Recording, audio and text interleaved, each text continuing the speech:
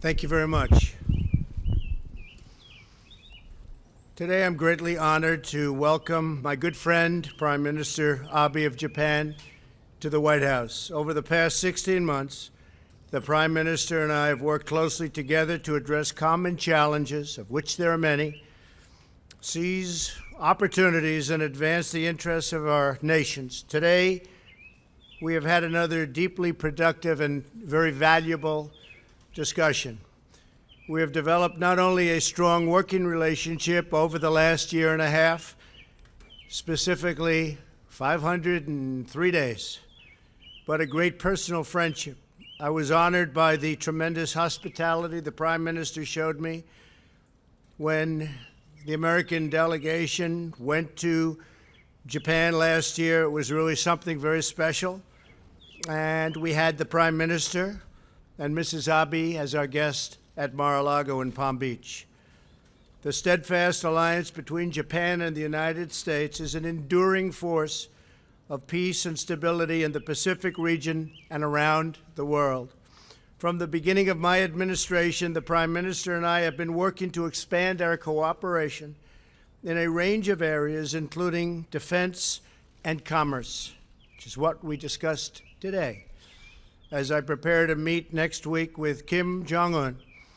And I want to bring up the fact that the Prime Minister and also President Moon of South Korea were extremely helpful, cooperative, and they'd like to see something happen.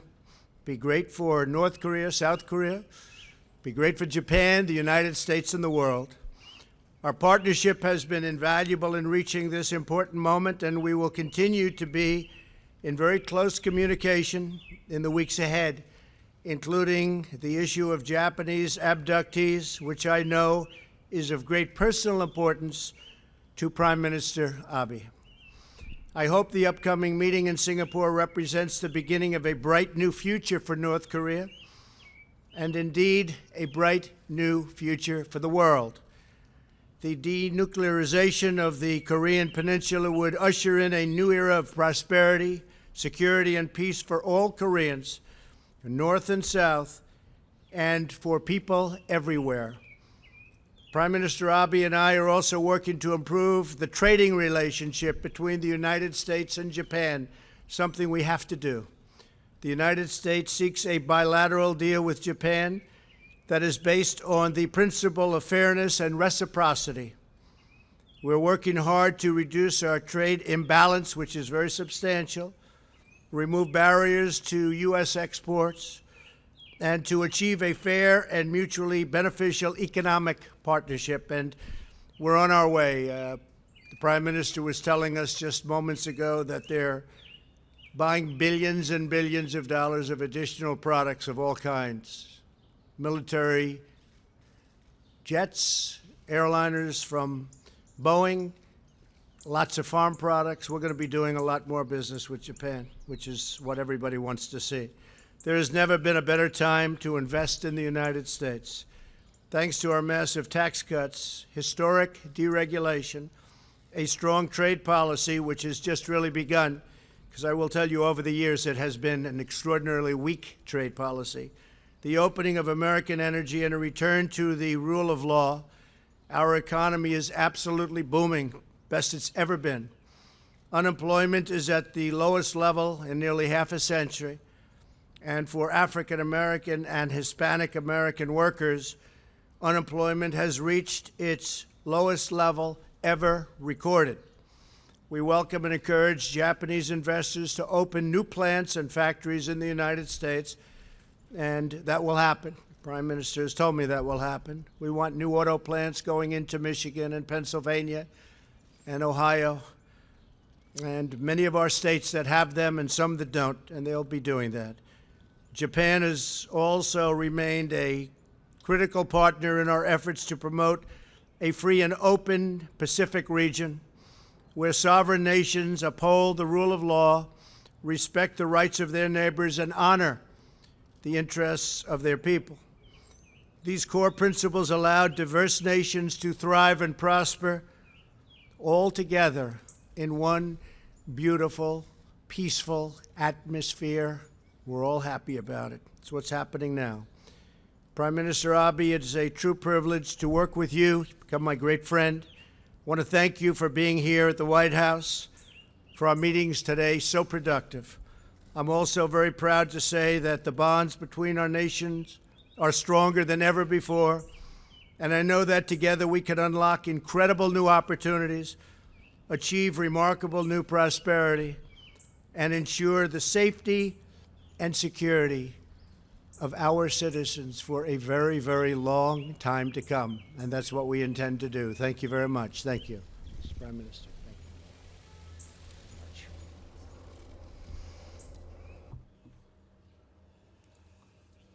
Thank you. Mr. President, I am so grateful to you for this meeting that you offered with great hospitality at such busy time as G7 summit and US-North Korea summit meetings are upcoming. I also would like to express my appreciation to the people of the United States for always warmly welcoming us as your ally. In 5 days, US-North Korea summit is to take place. First of all, I would like to pay my deep respect to the outstanding leadership of President Trump as he made this decision that no past presidents were ever able to accomplish. In the last 18 months, we really spent many hours to discuss this issue. We shall never repeat the past mistakes. While this thought is completely shared between us, we are able to witness an historic talk which will take place shortly. Today, with President Trump, our discussion was focused on issue of North Korea. What should we do as we approach the upcoming US-North Korea summit, as well as for the peace and stability of Northeast Asia after the summit? On this topic, we took good amount of time and carried out in-depth and candid exchange of views. I'm not able to talk about the details of what we discussed, but one thing I can say is that Japan and the United States are always together. I strongly hope that this historic summit in Singapore be a resounding success. There is a beautiful port town, Niigata, facing the Sea of Japan. A mere 13-year-old girl living there was abducted by North Korea. 45 years have passed since then, during which time family members single-mindedly prayed for her return and kept on waiting. The parents became old. Remaining time is slipping away. It is the long-held desire of the Japanese people to have her and all of the abductees come home so that the parents, while they are healthy, can embrace the girl and other abductees again in their arms. Of course, I wish to directly face North Korea and talk with them so that abduction problem be resolved quickly. To this end, I am determined to take all possible means. On behalf of the citizens of Japan, I would like to thank President Trump and the people of the United States for their understanding and support toward the resolution of the abduction issue.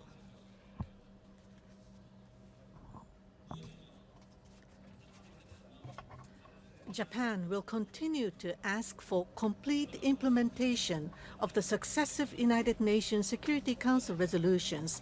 There is no change at all for Japan's policy to seek comprehensive solution of the abduction, nuclear and missile programs, and to realize real peace in the Northeast Asia. This is what Japan strongly hopes for.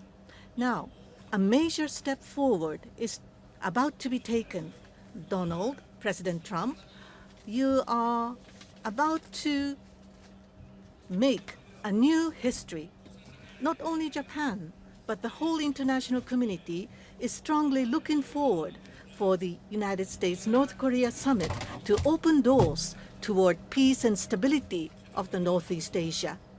North Korea abounds with rich natural resources. North Korea has a diligent workforce. If North Korea is willing to take steps toward the right direction, North Korea can see a bright future ahead for itself. Japan, based on the Japan-North Korea Pyongyang Declaration, is prepared to settle the unfortunate past, to normalize our diplomatic relations, and to provide economic cooperation. Japan wishes to play the role as much as possible. Donald, I value highly your strong commitment to world peace and prosperity. In closing, I wish to add that Japan stands ready to make every effort to assist you for the success of U.S.-North Korea summit. Thank you. Appreciate it. So we'll take a few questions, if we can start. John Roberts, go ahead.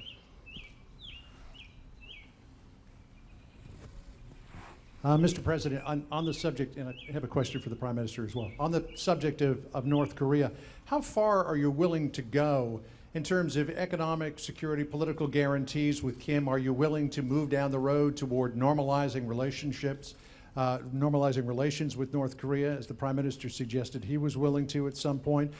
You teased us as well out on the South Lawn here last week. You said that you might sign a peace deal to end the war. Where are you with that? And what was in the letter? Well, the letter was just a greeting. It was really very nice. Perhaps I can get approval to put it out. It was really a very warm letter, a very nice letter. I appreciated it very much. And nothing other than we look forward to seeing you, and we look forward to the summit, and hopefully some wonderful things will work out. So it was really very warm, very nice. We appreciated it. I think, John, that we are going to have a great success. I don't think it will be in one meeting. I think it'll take longer than that. This has been going on for many, many decades. This is something that should have been solved by other presidents, as I've said often before, long before this point. They waited till the last second, and they shouldn't have waited. This should have been solved by many others. I'm not just saying President Obama. I'm saying other presidents. A long time ago, this could have been solved in a lot easier manner and a lot less dangerous manner. But it wasn't, so I'll solve it, and we'll get it done. As far as the Prime Minister is concerned, we will agree, and we have agreed, that we're going to be helping, if the deal is done, we're going to be helping North Korea. We're going to be working with China. We're going to be working with South Korea. President Xi of China has been terrific. The border has been certainly more closed than ever before. I'd like him to close it a little bit more, but it's been more closed than ever before. China has never worked with us this way, and you know, I give him a lot of credit because, as you know, we're in a dispute as to the imbalance of trade. It's a massive imbalance in China's favor. It's been that way for many decades, and it should have also been handled by previous presidents, but it wasn't. So we'll handle that too. But I give President Xi tremendous credit, and I give President Moon tremendous credit. He really would like to see something happen. They've been living with the threat of war from their beginning, and it doesn't make sense. And I really believe that Kim Jong-un wants to do something. I think he wants to see something incredible happen for the people of North Korea. So we have a lot of great opportunities right now. Shouldn't have waited to this point, but we have a lot of great opportunity. John, please. Again, Mr. President, would you be willing to go so far as to normalize relations with North Korea? And what about the idea of signing some sort of an agreement on the 12th to end the war? Well, it could be. We could sign an agreement. As you know, that would be a first step. It's what happens after the agreement that really is the big point. But yes, we could absolutely sign an agreement. We're looking at it. We're talking about it with them. We're talking about it with a lot of other people. But that could happen. But that's really the beginning. Sounds a little bit strange, but that's probably the easy part. The hard part remains after that. Normalizing relations is something that I would expect to do, I would hope to do when everything's complete. We would certainly hope to do that. I know that Prime Minister Abe and President Moon have told me very strongly that they are going to go and they will help them economically tremendously. Japan has a tremendous stake, and so do they. We, on the other hand, are very far away. We're very, very far away. But Japan will be helping. I believe China will be helping economically also. I think China wants to see something very good happen, very positive happen. And certainly South Korea has already stated their intentions. They will be very helpful. So there are a lot of good factors lined up for North Korea, a lot of tremendous factors that give it tremendous potential. It has tremendous potential because the people are great. And we would certainly like to see normalization, yes. And, Prime Minister Abe, if I could address you as well. We know how important an issue the abductees is for you. President Trump said at Mar-a-Lago during your last meeting that it's a very important issue for him as well. We know about the medium-range ballistic missiles. Did you get an assurance from President Trump that he would address both of those in his first meeting with Kim?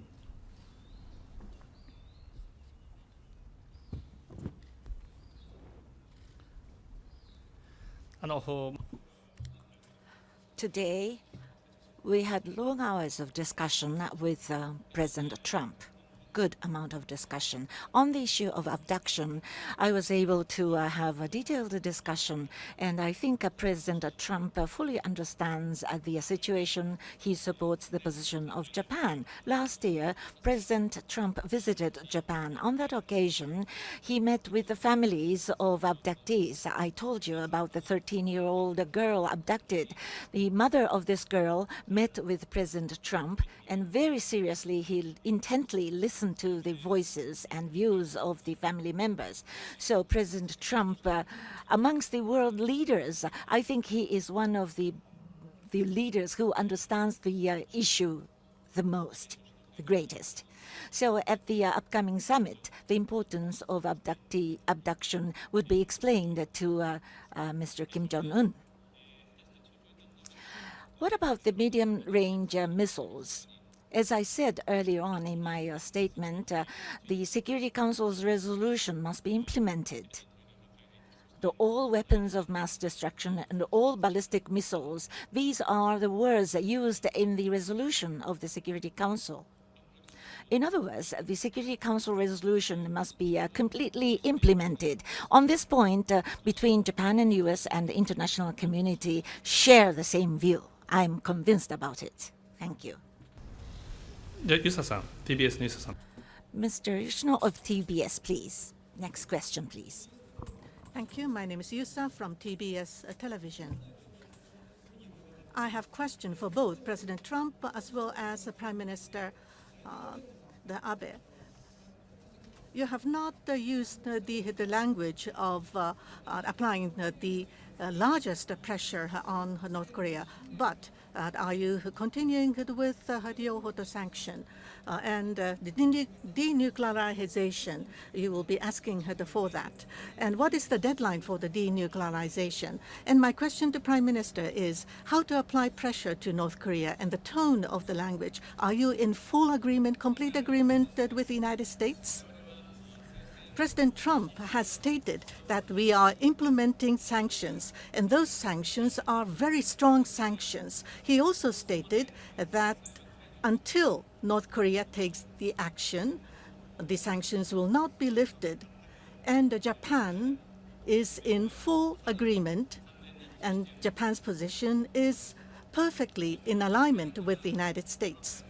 And in our summit meeting this time, we had in-depth discussion with President Trump as to how we should respond to the North Korea.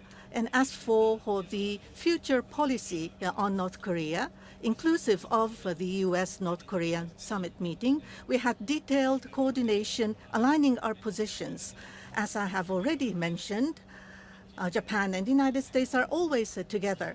Japan and the United States will be in full alignment to seek success for the historic U.S.-North Korea summit meeting in Singapore. Yes, thank you very much. Maximum pressure is absolutely in effect. We don't use the term anymore because we're going into a friendly negotiation. Perhaps after that negotiation, I will be using it again. You'll know how well we do in the negotiation. If you hear me saying we're going to use maximum pressure, you'll know the negotiation did not do well, frankly. There's no reason to say it. We, in the meantime, haven't removed any sanctions. We have a list of over 300 massive, in some cases, sanctions to put on North Korea, and I've decided to hold that until we can make a deal, because I really believe there's a potential to make a deal, and I just don't think it's nice going in under those circumstances. But yes, the campaign hasn't changed. China has continued to hold the border. We, again, would like them to do more in that sense, but they've been really good, and the president has been very good. But maximum sanction is there. We are leaving all of the existing sanctions on. We have many, many sanctions to go, but I don't want to use them unless it's necessary.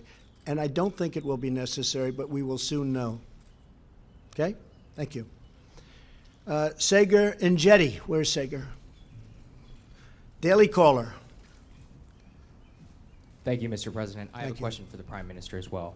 Mr. President, under what you've said repeatedly that you are willing to walk away from the negotiations if they don't do well. Under what exact conditions would you be walking away from that summit? And if the summit does go well, will you be inviting North Korean leader Kim Jong-un to the United States? Well, the answer is yes to the second part of your question, but certainly if it goes well. And I think it would be well received. I think he would look at it very favorably, so I think that could happen. All I can say is I am totally prepared to walk away. I did it once before. You have to be able to walk away. If you're not going to be able to walk away, we didn't walk away from the horrible Iran deal that was signed. And if you look at what's happened since I signed that deal, Iran, and in all fairness, I say it with great respect for the people of Iran, but Iran is acting a lot differently. They're no longer looking so much to the Mediterranean. They're no longer looking so much to what's going on in Syria, what's going on in Yemen, and lots of other places. They're a much different country over the last 3 months. And again, I say that with hope that maybe something can happen. But when you mention sanctions, we're putting sanctions on Iran, the likes of which nobody has ever seen before, including, frankly, North Korea. That would have been the next phase if we did it or find it necessary to do. But nuclear to me is always first, and we're going to be fine with respect to Iran. But we also, Sagar, got something out of it that's very important. A lot of the people that write about this, some of whom I have great respect for, but they haven't picked it up. Iran is not the same country that it was a few months ago. They're a much, much different group of leaders. And I hope at some point they'll come to us and we'll sit down and we'll make a deal that's good for them and good for us and good for everybody. And it'll be great for Iran. I expect it to be, I want it to be great for Iran. But if they would have walked our side from some of the horrible provisions that you know as well as I do, and probably everybody sitting here knows, we could have had a great deal. Nothing wrong with the deal, but there's something wrong with that deal. We had a great opportunity to make a phenomenal deal. So I am totally prepared to walk. It could happen. Maybe it won't be necessary. I hope it won't be necessary to walk, because I really believe that Kim Jong-un wants to do something that is going to be great for his people and also great for his family and great for himself. Okay? Thank you very much. Sir, if you do invite him to the White House, or to the United States, would it be here at the White House or at Mar-a-Lago? Maybe we'll start with the White House. What do you think? Mr. Prime Minister, you are the only major world leader not to have a sit-down or a planned sit-down with Kim Jong-un. You hinted in your address today that you would be willing to do so on the matter of abductees. Do you have any plans currently to do so, and would it be focused solely on abductees, or would you be willing to have a separate denuclearization discussion with Kim Jong-un directly without the United States? Thank you.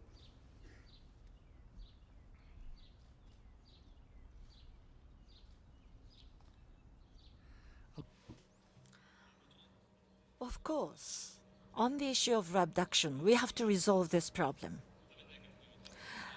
With Abe administration, this is of the highest priority. And if anything contributes to that resolution, if the talk leads to the solution of the problem between US and North Korea or between Japan and North Korea, the meetings we wish to have on the issue of abduction in the final analysis, Chairman Kim Jong-un and between me, between Japan and North Korea, problem has to be solved. Of course, Japan, for Japan, missile issue and nuclear issue, very important. Nuclear issue, missile issue, regarding these issues, at the US and North Korea summit meeting, first and foremost, I'm hopeful for the progress. And then on the issue of abduction, we will liaise, we will collaborate with the US and international community, and Japan ourselves must talk directly with North Korea in the final analysis. I am determined about that. それでは林さんどうぞ。 Mr. Hayashi. Thank you. Prime Minister Abe, I have questioned to Prime Minister as well as President Trump. Starting with Prime Minister, you have already mentioned to a certain degree on the abduction issue. In order to hold Japan-North Korea summit, the premise is that you need to obtain results for the abduction issue. What kind of concrete pathway are you envisaging to hold the summit meeting? In your meeting with President Trump today, have you asked President Trump to raise the question of abduction at the U.S.-North Korea summit meeting in Singapore? Next is my question to President Trump. The Kim Jong-un has maintained his position that the abduction issue is something that already had been resolved. So what kind of explanation has been given to the United States on abduction issue in the North Korea to U.S. The consultations? And how should we approach the North Korea in order to seek solution for the abduction? And what did you convey to Prime Minister Abe today in this regard? Because I will tell you on the Prime Minister's behalf that he very much talked about abduction. It was preeminent in our conversations. He talked about it long and hard and passionately, and I will follow his wishes, and we will be discussing that with North Korea. Absolutely. Absolutely. Prime Minister, go ahead. 4月の Now, at our Japan-U.S. summit meeting we had in the Mar-a-Lago in February, today, once again, as President Trump has mentioned already, I have explained on the abduction issue once again, and I have conveyed to him the earnest wish of the families of the abductees. And President Trump once again has stated that the abduction issue will be raised at the upcoming U.S.-North Korea summit. Now, at the U.S.-North Korea summit meeting, as to the concrete matters to be discussed, I would like to refrain from mentioning this at this juncture. But in any case, Japan's thoughts and position were explained at length, and President Trump has given his understanding, and he has promised that the issue will be brought up at the summit meeting in Singapore, and I am delighted of this. President Trump and the international community, I would like to closely work with President Trump as well as the international community to seek solution to the issue. In solving the abduction issue, Japan itself needs to have direct consultation with North Korea. I have not changed my resolve in doing so. And under this decision and resolve, what will be conducive to solve the abduction issue? Of course, I will have to think about the summit meeting for Japan, North Korea summit meeting. If we are to have the summit meeting, the nuclear, the missile, and what is more important, the abduction issue, the solution to all these issues must be sought. And I hope that we will be able to realize a summit meeting which would lead to solution of the problems. But first and foremost, we need to seek advancement for the abduction, nuclear and missile programs. Japan and U.S. should closely cooperate with each other so that we will be able to see great success for the historic U.S.-North Korea summit meeting. And Japan would like to give our all-out efforts and support. Thank you. I'd like to just close by paying my highest respect and regards and love, frankly. I've gotten to know him very well, to the Warmbier family, the incredible family of Otto Warmbier, who was a brilliant, beautiful, terrific young man. And he has not died in vain, I can tell you that. He has not died in vain. So to the Warmbier family, our love and our respect. Also, I'd like to say that we were tremendously successful in getting our 3 hostages back. And I'm very thankful to the cooperation that we received from North Korea. And the 3 United States citizens are now very happily ensconced in their homes with their families. They're very happy.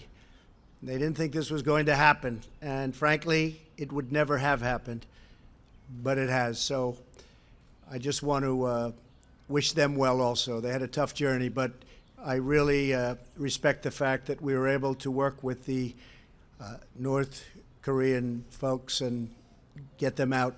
They're very, very well ingrained already. They're back into, they were telling me they're now going to movies and they're going out to dinner and they're back. They're back in our country, and it's a terrific thing.